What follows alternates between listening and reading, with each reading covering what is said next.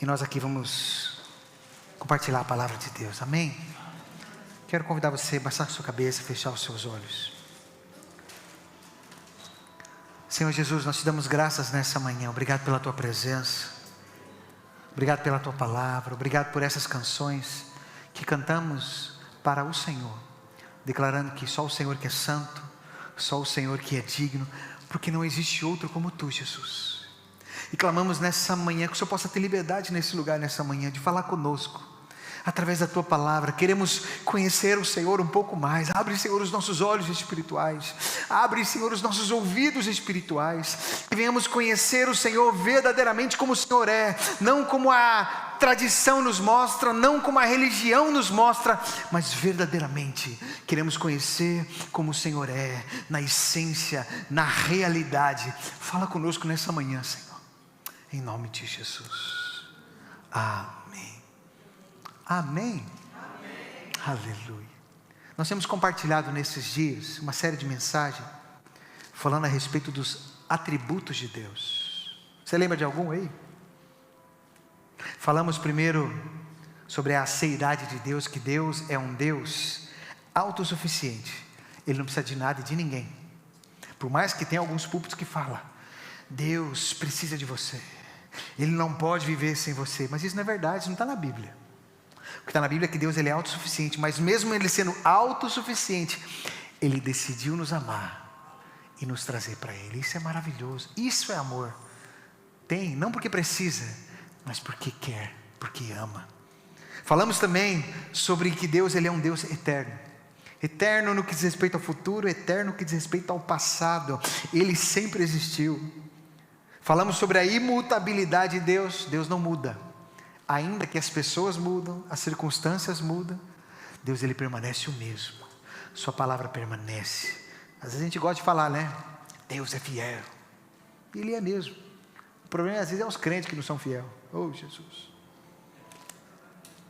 Falamos também sobre a onipresença de Deus. Deus está em todos os lugares. Não importa o lugar onde você esteja. O salmista diz: ainda que eu ande pelo vale da sombra da morte, eu não vou temer. O Senhor está comigo. E quando nós temos essa consciência de que Ele está conosco em todos os lugares, a gente nunca mais vai se sentir sozinho. Falamos sobre a onisciência de Deus. Deus sabe tudo. Fala para a pessoa que está do seu lado: Deus sabe tudo sobre você. Olha nos olhos dele e fala assim: até os seus segredos mais profundos. Ixi. Quando fala de segredo, está até um tremelique, né? Mas olha aqui para mim. O fato de Deus saber tudo e ainda assim nos amar é um descanso para nós. Rapaz, Deus sabe tudo de mim, dá até vergonha, mas ainda assim Ele diz que me ama. Isso é maravilhoso. Falamos também sobre que Deus ele é onipotente. Ele tem todo o poder. Para Deus não tem nada impossível. Nada, nada, nada. Ele tem todo o poder. Na semana passada nós falamos sobre a sabedoria de Deus. A sabedoria de Deus é maravilhosa, é grandiosa. Tudo que Ele fez foi debaixo da sua sabedoria e muito mais. Ele disse que se nós quiséssemos sabedoria, nós simplesmente podemos pedir para Ele com fé, que Ele nos dá, para que venhamos ser pessoas sábias. Amém? E falamos também na semana passada sobre a soberania de Deus. Deus está no controle, no governo de tudo. Você crê nisso? Que a sua vida está nas mãos de Deus e Ele está no controle de tudo? Não significa que tudo que aconteça seja a vontade de Deus. Tanto que Jesus ensinou a orar no Pai Nosso: seja feita a tua vontade aqui na terra. Mas independente se é feita a vontade de Deus, a vida está no controle dEle. E a Bíblia diz que todas as coisas cooperam para o bem daqueles que amam a Deus, os quais estão segundo o seu propósito. Quem está debaixo do propósito de Deus, as coisas à volta cooperam, porque Ele é soberano e está no controle. Amém? E hoje nós vamos falar sobre mais 2 atributos de Deus. E baseado nessa série de mensagens, porque nós compartilhamos no início que Jesus disse lá em João 17 que na vida eterna nós vamos passar a vida eterna conhecendo Deus. Deus ele é tão infinito que a gente vai passar a vida eterna conhecendo Ele e nunca vai acabar, porque Ele é infinito. E que através de cada um desses atributos possamos conhecer um pouco mais o Senhor. Amém? E eu queria que você abrisse a sua Bíblia lá no livro de Isaías, no capítulo 6. Isaías capítulo 6. Nós vamos ler a partir do verso 1.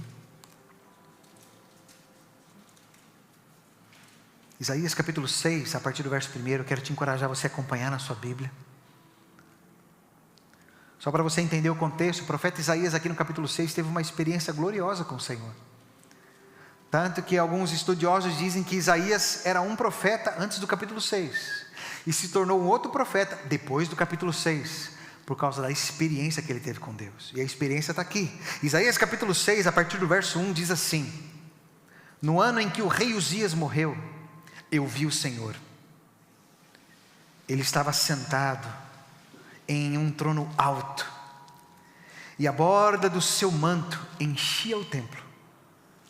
Acima dele havia serafins, cada um com 6 asas. Com 2 cobriam o rosto, com 2 cobriam os pés, e com 2 voavam. Diziam em alta voz uns aos outros: Santo, Santo, Santo é o Senhor dos exércitos. Toda a terra está cheia de sua glória. Suas vozes sacudiam o templo até os alicerces, e todo o edifício estava cheio de fumaça. Então eu disse: estou perdido, é o meu fim, pois sou um homem de lábios impuros, e vivo no meio de pessoas de lábios impuros. Meus olhos, porém, viram o Rei, o Senhor dos exércitos. Então um dos serafins voou em minha direção, trazendo uma brasa ardente que ele havia tirado do altar com uma tenaz. Tocou meus lábios com a brasa e disse: veja, essa brasa tocou seus lábios, sua culpa foi removida e seus pecados foram perdoados. Então ouvi o Senhor perguntar: quem enviarei como mensageiro a este povo? Quem irá por nós? E eu respondi: aqui estou, envia-me. Aleluia. Isaías teve uma experiência sobrenatural, de olhos espirituais, de ver o trono de Deus. Ele teve uma experiência com a glória de Deus, com a santidade de Deus. E baseado nesse texto, nós vamos falar sobre mais 2 atributos, que é o atributo da santidade de Deus e da justiça de Deus. Fala para a pessoa que está do seu lado: Deus é santo, e Deus é justo. São mais 2 atributos de Deus, atributos que, olha aqui para mim, poucas pessoas falam hoje. Porque é muito fácil nós cantarmos que Deus é santo, mas quando nós entendemos que Ele é santo, a coisa muda. Isaías teve uma experiência com a santidade de Deus. De repente ele tem os olhos espirituais, ele vê serafins declarando um para os outros: Santo, Santo, Santo. E às vezes a gente pensa assim: nossa, eu queria ter uma experiência dessa, ia ser gloriosa. Deixa eu te falar, se você continuar a ler o texto, você vai ver que para ele foi terrível.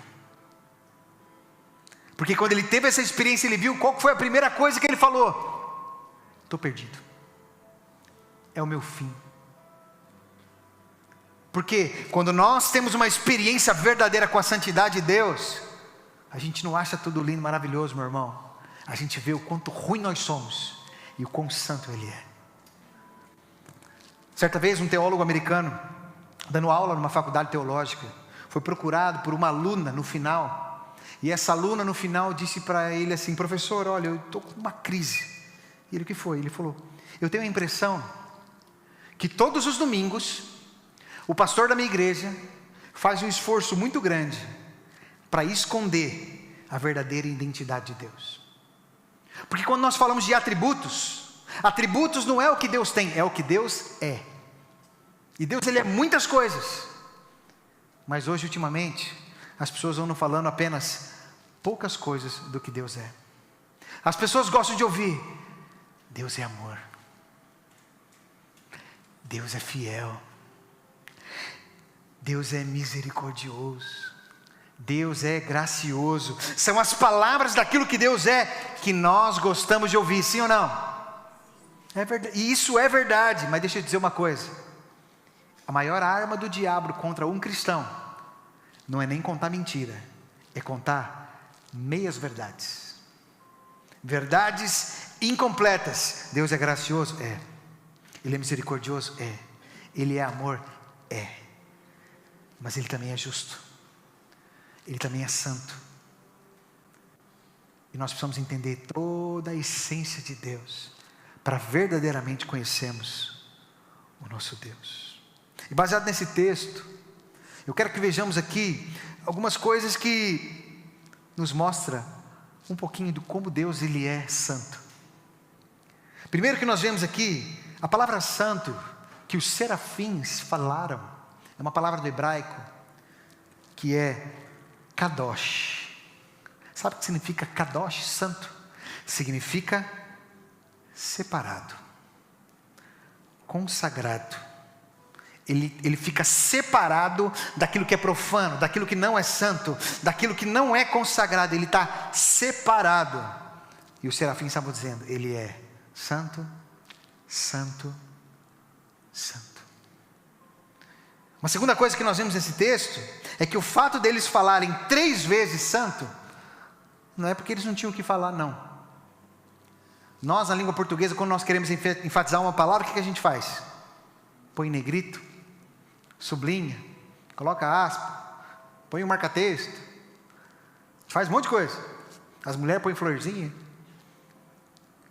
Mas no hebraico não tem nada disso. Para que uma palavra possa ser enfatizada como muito importante, você faz repetições. Santo, santo, santo.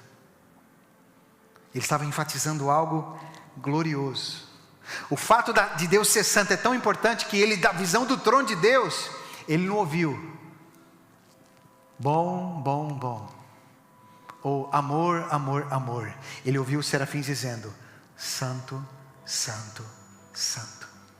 O que mostra como Deus Ele é único, separado, consagrado. Não existe outro como Ele. Você consegue entender isso? Nosso Deus, Ele não é o maior, Ele é o único, único. Ele é separado, Ele é o Kadosh.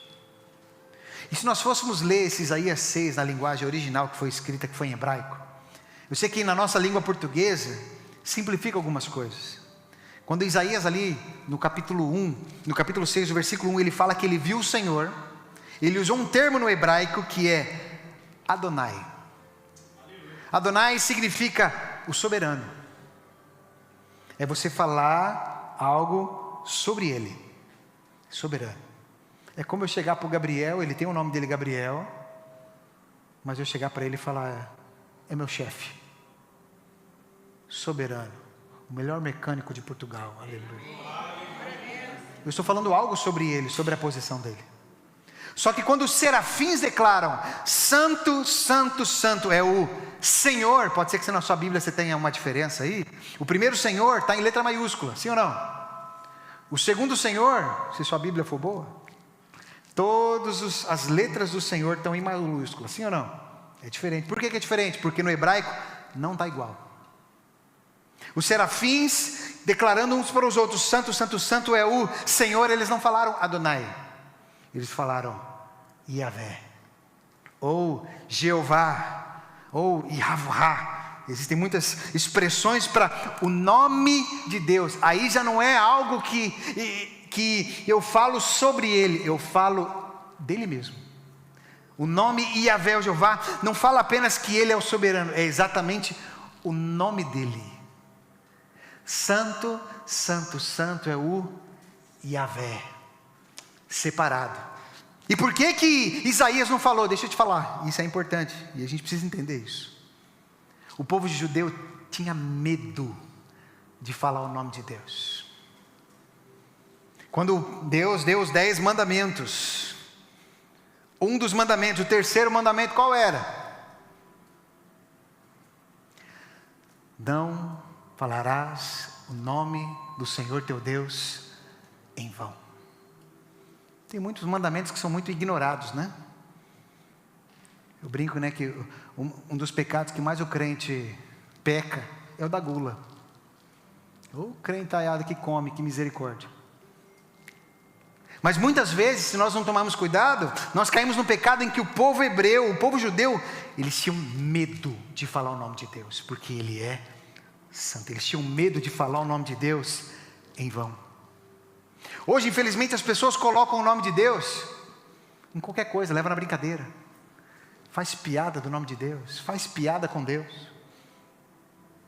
Não sei quantos ouviram uma música brasileira, que é um lixo a música, que eu não me lembro nem o nome do autor, eu lembro da frase da música, que era assim: quando Deus te planejou, Ele estava namorando. Quem conhece essa música aí? Não precisa ter vergonha não, crente, vai lá, pode falar. Sabe o que é isso?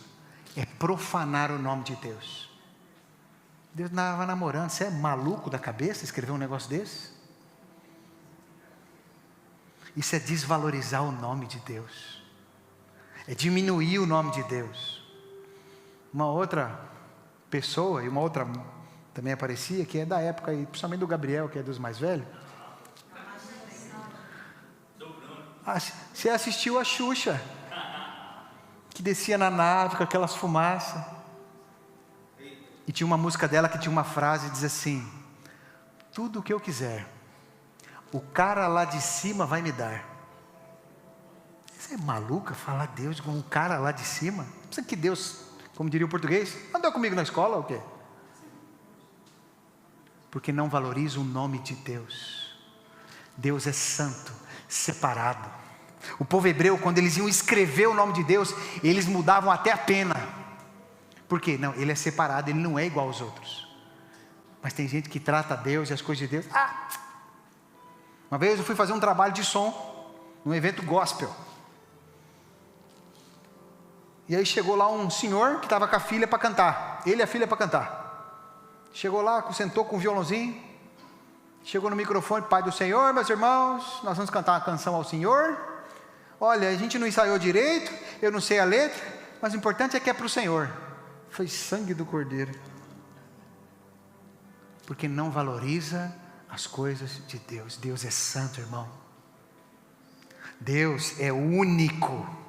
Se tem alguém que você tem que fazer o seu melhor, é para o Senhor. Se tem alguém que você tem que dar o melhor do seu tempo, o melhor da sua energia, é para Ele que é santo. Porque Deus nos amou e nos deu o melhor. Pergunta para a pessoa que está do seu lado: você dá o melhor para Deus? Ou você dá só o que sobra? Eu não estou falando de dinheiro não, estou falando do seu tempo. Se eu não tiver nenhum compromisso, eu vou para a igreja. Olha, se eu não tiver nenhum compromisso, eu vou na célula. E você dá o melhor para Deus, irmão? Ele é santo, Ele não é qualquer coisa não. A santidade de Deus, Ele é um atributo que Ele é comunicável. Abra a sua Bíblia, lá em 1 Pedro, no capítulo 1.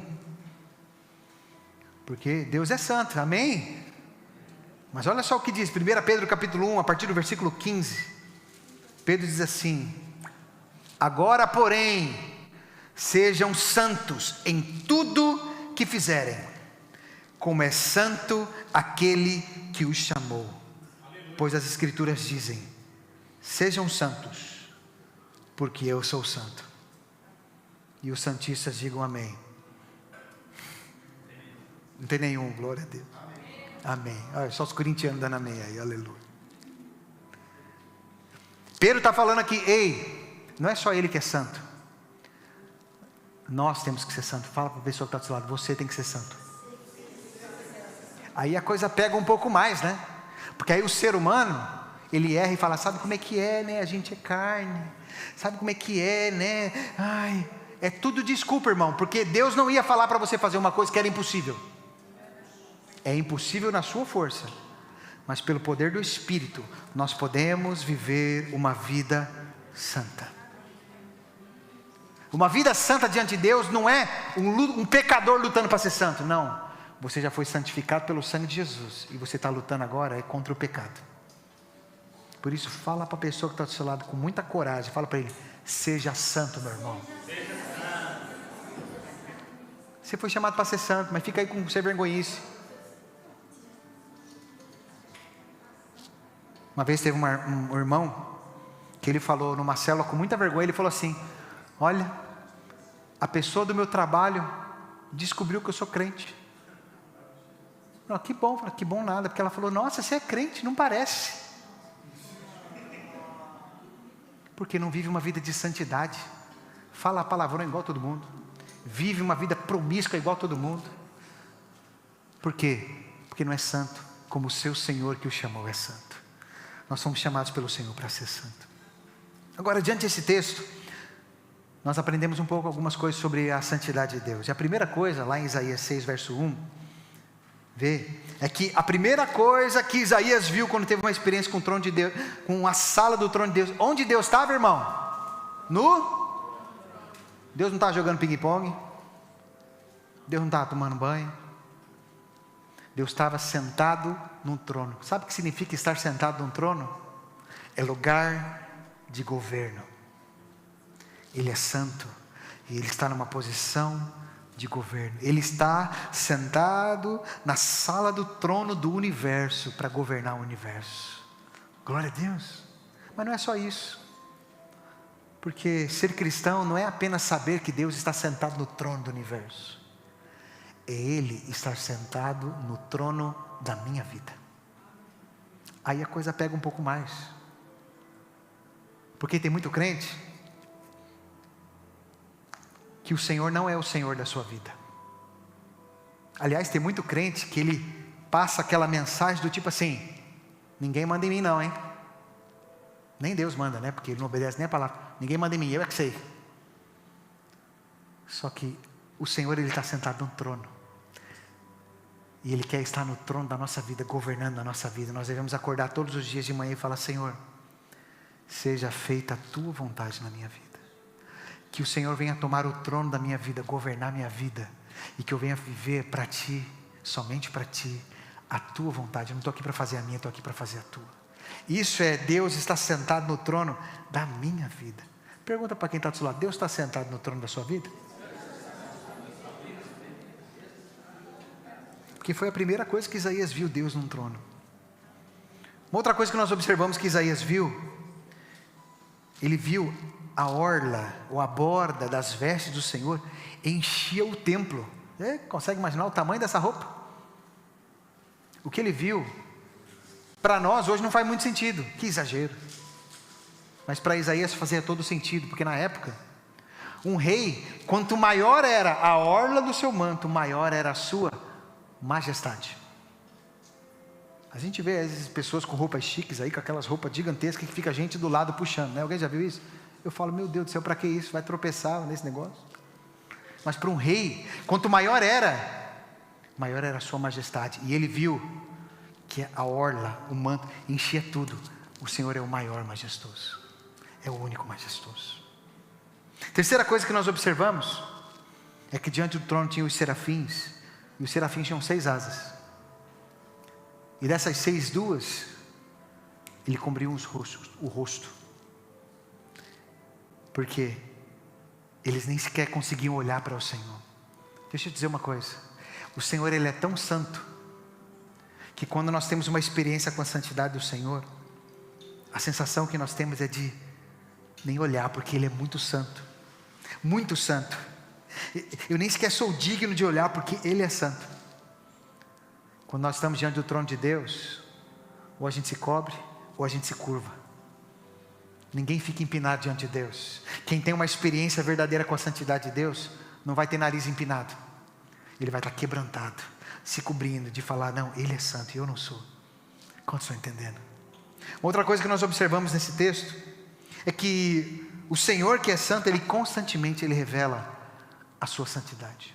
Se nós formos lá para Apocalipse capítulo 4, João, ele teve uma visão muito semelhante à de Isaías, e ele viu que diante do trono tinham ali os seres viventes, anjos, os querubins, declarando para o Senhor: santo, santo, santo. Só que Isaías, em Apocalipse, João fala algo mais: eles estão de dia e de noite declarando: santo, santo, santo. Você consegue imaginar uma música 24 horas cantando santo, santo, santo? O camarada fala: pô, não tem outra letra não? Mas a questão não é a letra. A questão é que cada momento que eles estão diante do trono de Deus, eles têm uma revelação nova da santidade de Deus, e cada vez que eles falam é de uma forma diferente. Ele não cansa. Eles não estão só fazendo uma repetição. Cada vez que eles falam, eles estão conhecendo algo novo da santidade de Deus. É uma experiência nova. Por isso que canção repetitiva só é cansativa para quem não é espiritual. Porque quando você declara algo que Deus é, e você vai tendo experiências com aquilo, não importa quantas vezes você fala. E nós vemos isso na palavra de Deus. Às vezes canções curtas, que eu gosto de canção curta, eu não gosto de canção muito comprida, porque eu tenho dificuldade de decorar a letra. Mas a canção curta, o Senhor é bom, e o seu amor dura para sempre. É a canção que o povo de Israel ficou cantando e repetindo, e repetindo, e repetindo, e os inimigos deles foram derrotados pelo Senhor. Mas não é porque ficou repetindo que não tinha mais letra, eles estavam declarando algo. E cada vez que se canta, o Senhor vai revelando algo novo, uma experiência nova. E é isso que está acontecendo exatamente nesse momento na sala do trono de Deus. Os serafins estão conhecendo um pouco mais da santidade do Senhor. Isso é maravilhoso, não é não? Aleluia. Agora, observamos isso agora para a nossa vida prática. O que a santidade de Deus tem a ver com a nossa vida prática do dia a dia? Poxa, ok, o Senhor é santo, Ele é grandioso, glorioso, mas qual que é a aplicação prática para a minha vida? A primeira aplicação é que é simples, nós devemos ser santos. Fala para a pessoa do teu lado, você precisa ser santo, irmão. Fala para quem está do seu lado assim, para de pecar, meu irmão, pelo amor de Deus.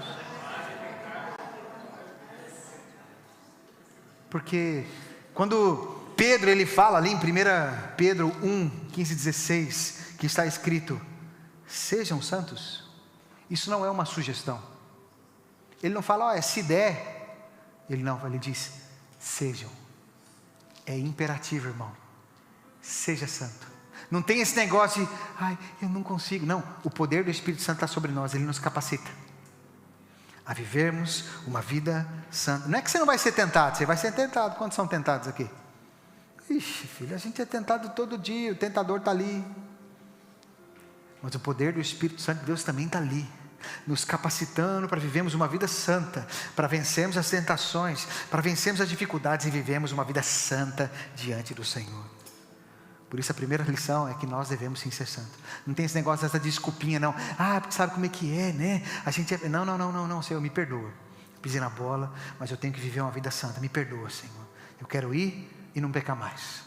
Aleluia. Amém? Segunda lição que nós aprendemos é que quem tem uma experiência verdadeira com a santidade de Deus, se sente um pecador, e sente o peso do seu pecado.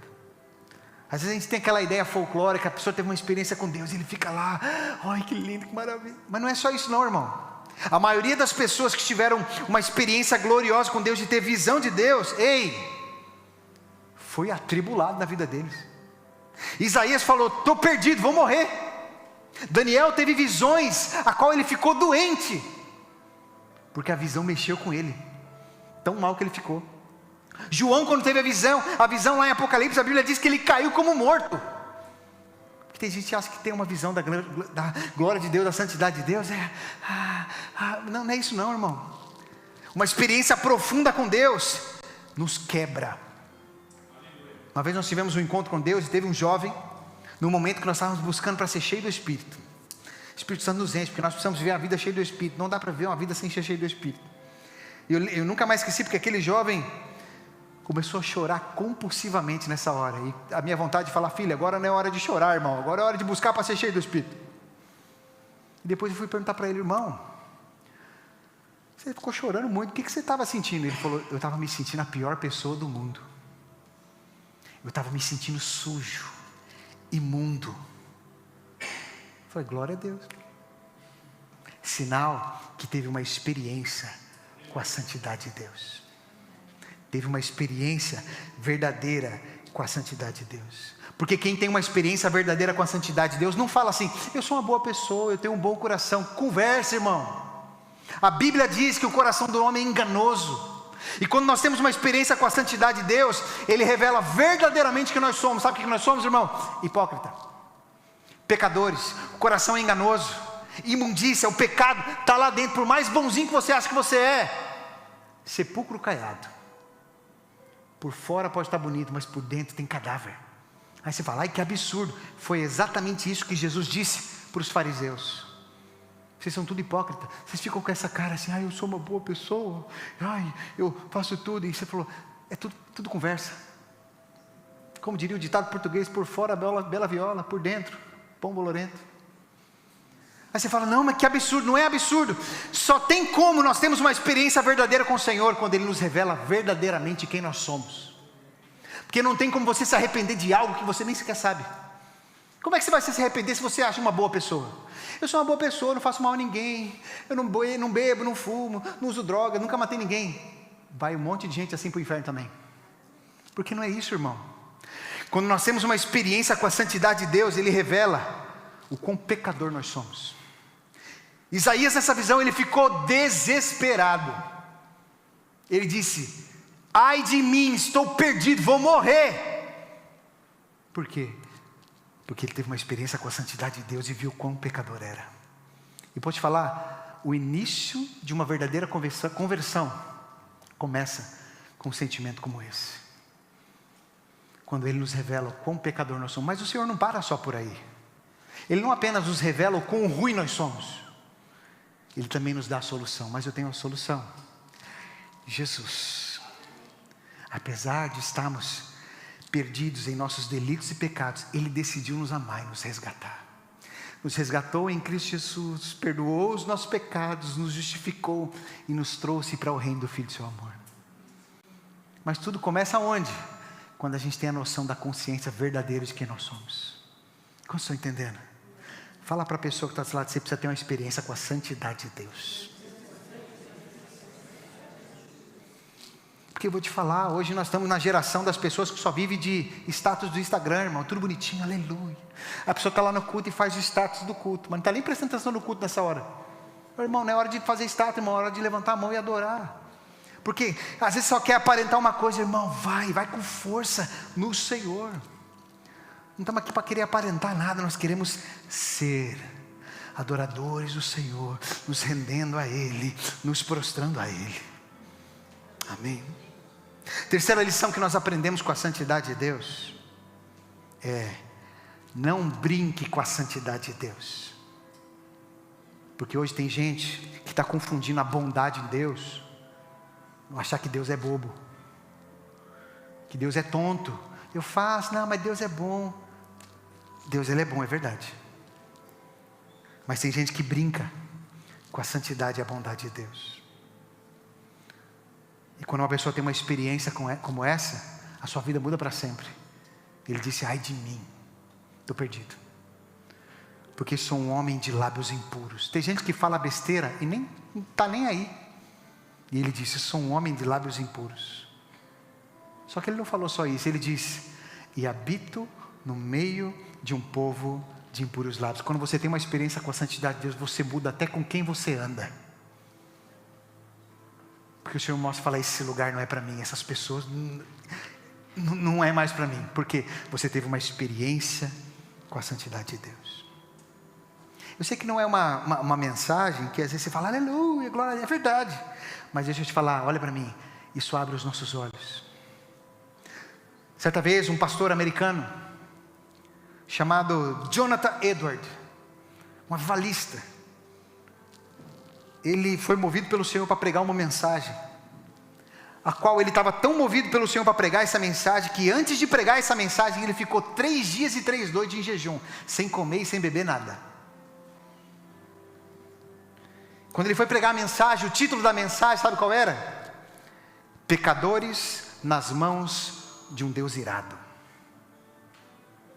E a história conta que ele começou a pregar, e as pessoas começaram a ter tanta revelação da santidade, da justiça de Deus, que as pessoas começaram a gritar, pastor Edward, por favor, para.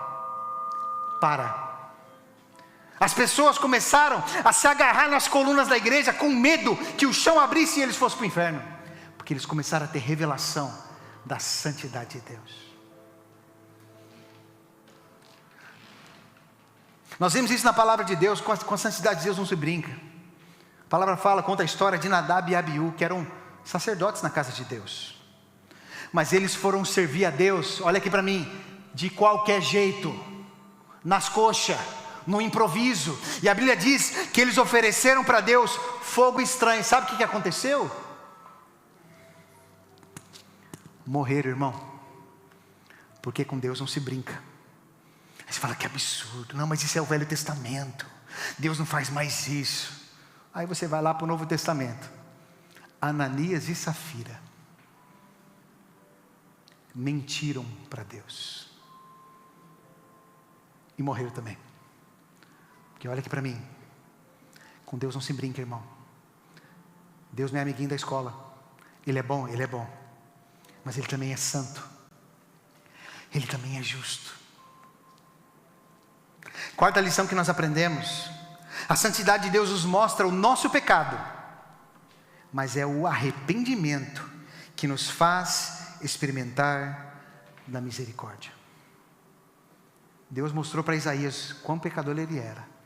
Mas foi a atitude dele de arrependimento que fez ele desfrutar da misericórdia de Deus. Olha aqui para mim. Tem muita gente que gosta de falar da misericórdia. Ai, mas glória a Deus que Deus é misericordioso. Deixa eu dizer uma coisa. Só desfruta de misericórdia quem se arrepende.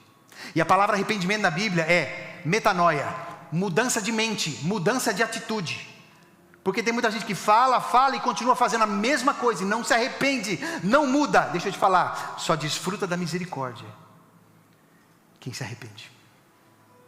Primeira pregação de Pedro, Atos capítulo 2, quando ele prega falando a respeito de Jesus, e as pessoas não se sentiram, ai que palavra maravilhosa. A Bíblia diz que o coração deles ficou contrito, compungido, e eles falaram, meu Deus, e agora o que a gente faz? E Pedro fala, sabe o que? Ele não falou assim, entrega a sua vida para Jesus, repete uma oração comigo, ele não falou isso. Ele diz, arrependam-se, muda de atitude, para de fazer a mesma coisa.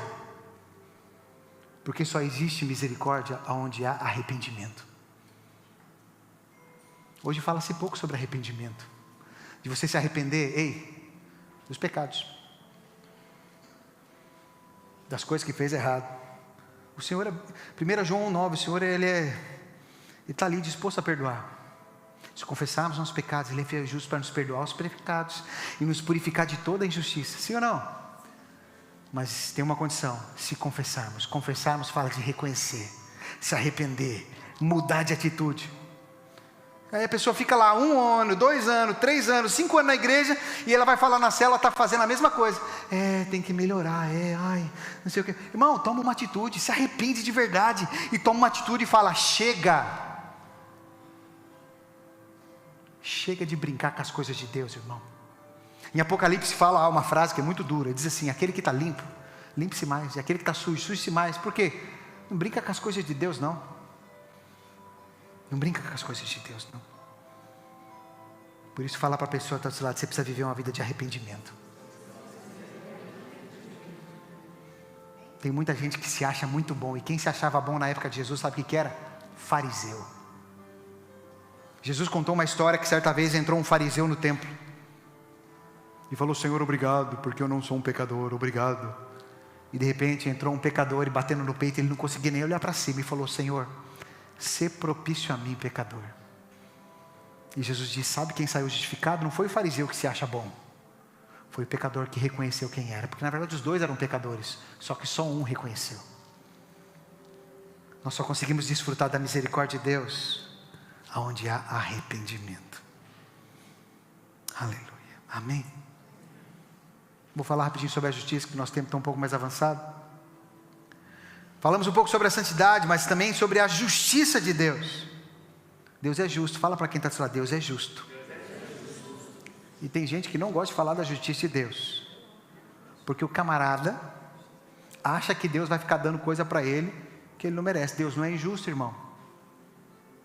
Mas Deus é gracioso. É verdade, Ele é gracioso. Ele nos deu Jesus, a gente não merecia. Isso é graça. E misericórdia é Ele não nos dá aquilo que também nós merecemos. Mas eu quero mostrar para você que no que diz respeito à justiça de Deus, a justiça de Deus se aplica em pelo menos 3 áreas. A primeira é o fato, Deus é justo. Ele é justo, Ele não é injusto. A segunda coisa que se aplica é que Ele nos justifica pela fé em Cristo Jesus. Quando nós cremos em Jesus verdadeiramente, nós somos justificados e nos tornamos justos diante de Deus, sim ou não? Você crê nisso? Isso é um alívio para nós, que não é na nossa força. Mas a terceira coisa é que Ele é justo, quando dá o galardão a cada um, segundo as suas obras. Está cheio na Bíblia, é só você procurar. Ele vai dar recompensa a cada um, segundo as suas obras. Aí tem gente que não faz nada para Deus e acha que vai chegar e vai receber alguma coisa. Ele acha que vindo no culto domingo de manhã já está fazendo muito. E é um engano, irmão. Isso não é evangelho. E o que a justiça de Deus nos ensina? Primeiro, se Deus é justo, nós também precisamos ser. Deuteronômio capítulo 32, abra lá, Deuteronômio capítulo 32, diz assim, versículo 4, Ele é a rocha, e suas obras são perfeitas, tudo o que Ele faz é certo, um Deus fiel que nunca erra, é justo e verdadeiro. Jó 37, 23, diz assim, o Todo-Poderoso está além de nossa compreensão, apesar de seu grande poder, a ninguém oprime em sua justiça e retidão. Ele é justo. E nós temos que ser como Ele. Pergunta para a pessoa do seu lado, você é uma pessoa justa? Diante de Deus? E diante das pessoas? Aí você fala, não, eu até... Você paga o seu funcionário no dia combinado? É justo. Você fura a fila? Isso não é justo. Você fica querendo dar o jeitinho? Isso não é justo. Você deixou de pagar o seu mecânico? Isso não é justo. Porque o trabalhador é digno do seu salário. Deixou de pagar o seu eletricista, né, Igor?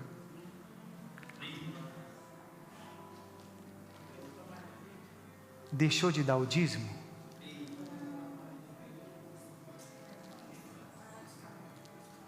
Está lá, Malaquias 3,10, trazei todos os dízimos.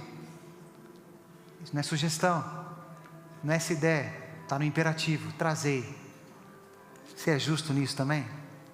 A gente gosta muito de falar que Deus é justo, mas nós devemos ser como eles, justos, certos, corretos diante de Deus e diante das pessoas que estão à nossa volta.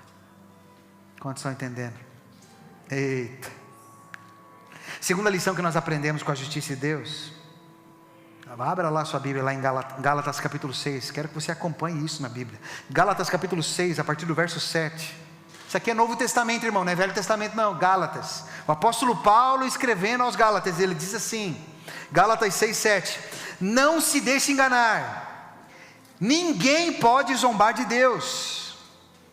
A pessoa sempre colherá aquilo que semear. Irmão. Quem vive apenas para satisfazer sua natureza humana, colherá dessa natureza ruína e morte. Ah não, pastor, está no verão agora, final de semana é todo na praia. Vai. Aqui está falando, ó. Quem vive apenas para satisfazer sua natureza humana, colherá dessa natureza ruína e morte. Vai. Vamos continuar lendo, né? Mas quem vive para agradar o Espírito, colherá do Espírito a vida eterna. Portanto, não nos cansemos de fazer o bem. No momento certo teremos uma colheita de bênçãos, se não desistirmos. Por isso, sempre que tivermos oportunidade, façamos o bem a todos, especialmente aos da família da fé. Sabe, eu fui criado dentro da igreja. Eu vi pais de amigos meus semeando algumas coisas na vida dos filhos, que hoje eu vejo que eles não estão mais na igreja. E eu aprendo com isso. Eu não estou aqui para falar do filho dos outros, estou aqui para aprender com os erros dos outros. Pais que falavam assim, hoje ele não veio no culto não, hoje ele não vai na célula não, porque ele saiu com os amigos para andar de skate. Hoje ele não vai não, porque ele tem que estudar para a prova. Pô, mas tem que ser na hora do culto, irmão. Você tem 7 dias na semana, tem que ser nas 2 horas do culto. Qual a mensagem que você está passando para o seu filho? Deus não é tão importante assim. Aí ele cresce, ele não vai para a igreja. Eu não sei onde eu errei. Eu vou dizer onde você errou. Você passou a mensagem para ele que é o quê? Deus não é tão importante assim. A sua prova é mais importante. Você brincar com seus amigos é mais importante. E você passa uma mensagem. Por quê? Irmão, de Deus não se zomba, irmão. Aquilo que você semeia, você colhe. Tem pais que sem perceber estão passando essa mensagem para os filhos, quando não prioriza Deus. E eu não estou falando a igreja aqui, irmão. Eu falo, às vezes o irmão vai sair de férias. Irmão, sai de férias, mas o domingo é dia do Senhor, não importa onde você esteja. Procura uma igreja e vai cultuar o Senhor. Quando eu lembro, eu sempre, desde pequeno, meus pais, a gente viajava, mesmo depois deles se separarem, eu continuava viajando com a minha mãe. E a gente ia muito para Paraty, no Rio de Janeiro, não sei quantos conhecem. Eu tenho família lá. Paraty, Rio de Janeiro, cidade linda. Cidade turística, histórica. Às vezes domingo, um sol lascado. Sabe para onde a gente ia, irmão? Para a igreja. Em Paraty, no Rio de Janeiro. Ia lá para a igreja da minha avó. As ondas do mar se revoltam. Batista tradicional, aleluia. Mas não importa. Domingo é o dia do Senhor. E a minha mãe passou a mensagem do quê? Deus é mais importante, ponto final. Mas aí depois os filhos crescem, não sabe por quê. Não sei o que aconteceu. Pastor, ora pelo meu filho. Tem que orar por você, infeliz. Que passou a mensagem errada para os seus filhos. E aí você semeou isso e está colhendo. Aí depois o pastor tem que ter o trabalho. Porque a Bíblia diz, ensina o teu filho no caminho que deve seguir, que quando ele crescer ele não vai desviar. Quantos estão entendendo? Por isso, fala para quem está do seu lado, cuidado com o que você semeia, meu irmão. Eu sei que é meio duro. Mas Deus, Ele é justo. Nós não podemos esquecer que Ele é justo. Ele é justo. Tem muitas pessoas, pastor, eu tô fraco espiritualmente, eu não sei o que eu faço. Eu pergunto, você está lendo a Bíblia? Está orando? Está indo na célula, lugar de ser alimentado? Está indo no culto? Não. Falei, irmão, você quer o quê, irmão? Você só está colhendo aquilo que você está semeando. Só vê tranqueira na internet, só vê porcaria na televisão. E depois que está cheio do Espírito, esquece isso, irmão. De Deus não se zomba, aquilo que o homem semeia, ele colhe.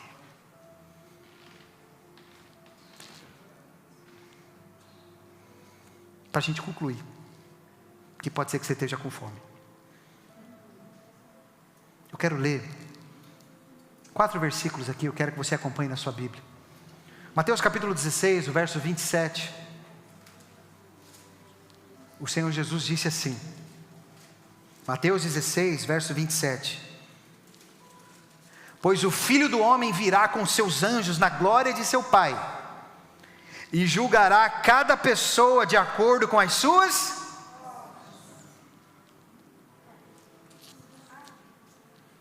Vamos para outro versículo? Romanos capítulo 2, verso 6, o apóstolo Paulo escrevendo, ele diz, Romanos 2, 6, Ele julgará cada um de acordo com seus. Mais um. 2 Coríntios capítulo 5, verso 10. O apóstolo Paulo diz assim para a igreja: pois todos nós teremos de comparecer diante do tribunal de Cristo, para que cada um receba o que merecer, pelo bem ou pelo mal que tiver feito nesse corpo terreno. Aí o camarada acha que vai morrer, vai chegar lá na glória e vai falar: e aí, Paulo? Tranquilo, apóstolo Paulo, como é que você está? Ah, beleza. E Paulo vai falar: e aí, como é que foi a sua vida no evangelho? Eu? Não, de vez em quando eu ia para a igreja. E o apóstolo Paulo deve olhar e falar: você é maluco? O que você está fazendo aqui?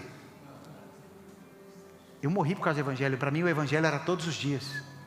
E tem gente que acha que evangelho é só o domingo de manhã no culto. Só para você entender a diferença. Apocalipse capítulo 22, verso 12 diz assim, 22, 12. Vejam, Jesus falando: eu venho em breve, e trago comigo a recompensa para retribuir a cada um de acordo com seus atos. Pergunta para quem está do seu lado: o que você anda fazendo para Deus?